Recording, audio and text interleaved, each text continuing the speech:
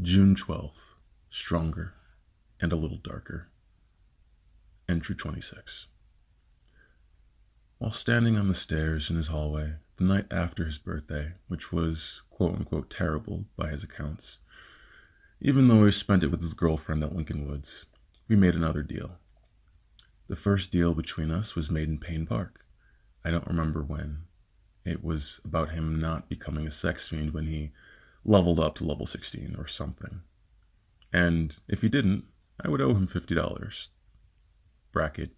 He never collected on this, but by that same note, sex fiend isn't exactly a legal definition.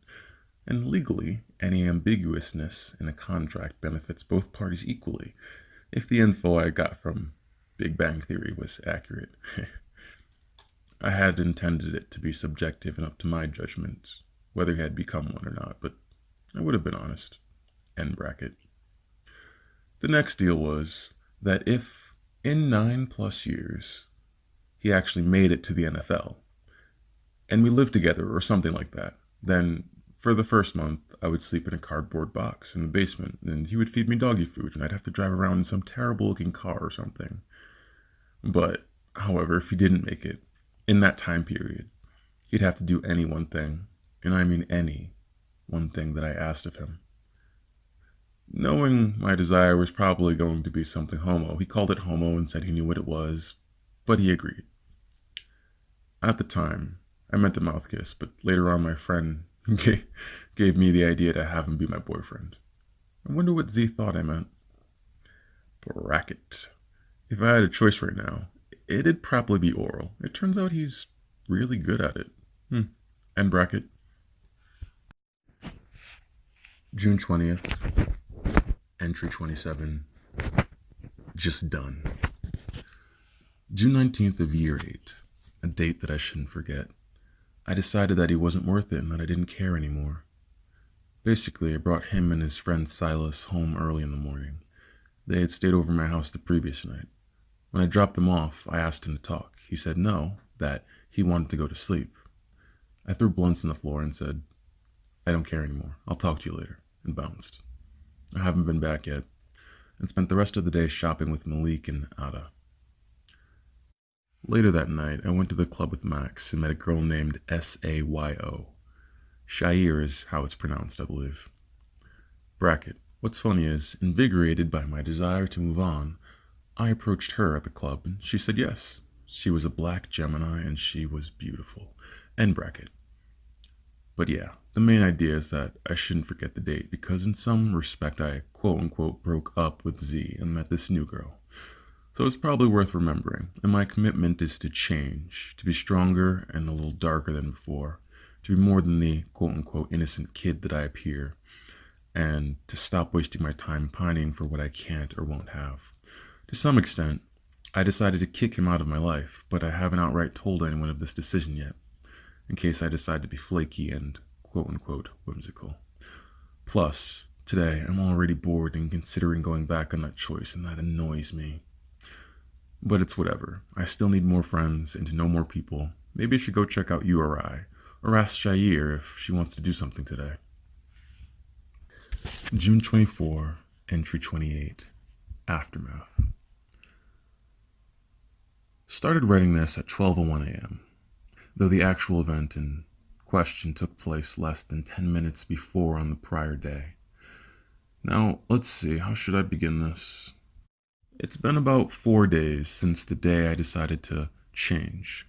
The breakup, I may or may not call it. I don't know what else to call it, to be honest. That's how I feel. Well, that's how I felt, but I guess I'm lucky if I can be that consistent. Anyways, it's been about 4 days, and during the course of that time, I met this banging-ass girl named Shair, went to the club with Max for the first time, got drunk for the first time, threw up from overindulging in alcohol for the first time, lost and found my new glasses for the first time, gave up on an old goal, went shopping, bought and rocked the new clothes and pulled a banging-ass girl, went to Pride, took a picture of a huge rubber dildo, bracket, for the first time, end bracket.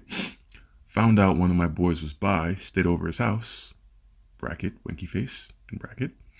Saw the movie Get Smart and heard from 3 different girls who whined about desires, romance, and whether my little bro loves her or is trustworthy or not. Digressing. Around late night, he came home and Silas, his friend from school, Ahmad, his cousin, and I played Super Smash Bros. Brawl for Wii, my favorite game at the time.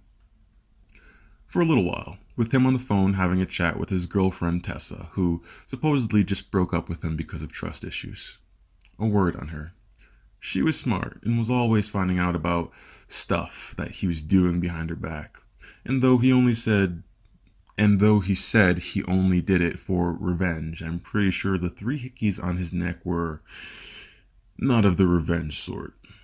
Whatever. Later on, he said to Kelly, his new crush, that they, bracket, he and Tessa, end bracket, broke up because she was acting and not telling him why. I don't know if this was true or not, but to justify it from her perspective, she probably knew that if she did tell him, he would deny it or come up with excuses, and she would just be left at square one, wondering whether to trust him but without answers. I told you, she's smart, but her mistake was falling for my brother. Bracket. Another reason I considered her intelligent was because she knew how to write custom profile codes for MySpace. I understand I could learn that easily nowadays, but at the time I found it mystifying how she would even begin to learn that, end bracket. Digressing. After that, he seemed receptive or positive enough. Eli, his stepdad, quote unquote, took the phone and interrupted the conversation he was having. After this, Z and I ended up in the hallway for a small chat. He relayed to me the events that happened over the last 4 days, including how he got the hickeys.